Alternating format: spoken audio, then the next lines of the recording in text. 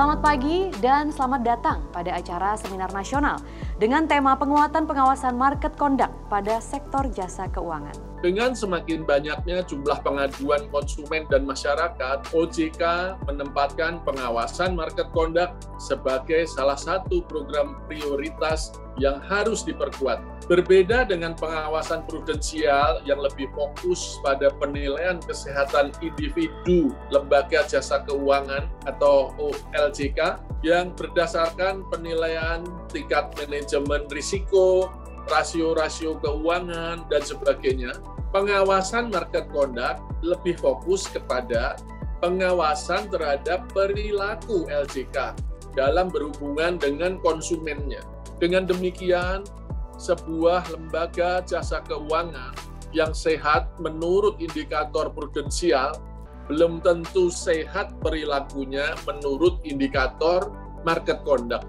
Pengawasan prudensial dan market conduct akan menjalankan perannya masing-masing dalam menciptakan industri jasa keuangan yang tumbuh secara berkelanjutan karena pengawasan prudensial dan market conduct memiliki perbedaan fokus atau cakupan dalam pengawasan yang signifikan. Dengan memperhatikan kerangka pengawasan market conduct yang lebih fokus terhadap penawaran atau penjualan produk hingga layanan pasca jualnya, maka secara lebih rinci, pengawasan akan dilakukan pada setiap tahap penciptaan produk keuangan atau product life cycle, yaitu mulai dari ketika produk keuangan didesain, kemudian diluncurkan, ditawarkan, atau dipasarkan, sampai dengan layanan purna jual dan penanganan pengaduannya.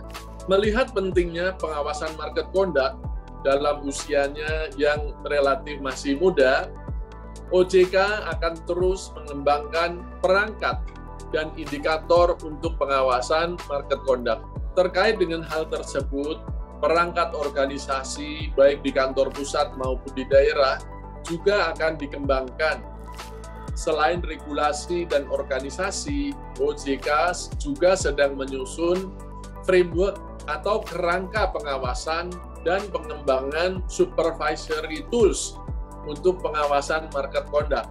Jadi yang disebut market conduct itu adalah perilaku dari pelaku jasa keuangan. Nah, dalam hal apa? Areanya adalah ketika mendesain, menyusun, menyampaikan informasi, menawarkan, membuat perjanjian, serta penanganan pengaduan penyelesaian sengketa jasa konsumen. Jadi coverage-nya atau ruang lingkupnya cukup luas yang tadi disebut sebagai product life cycle.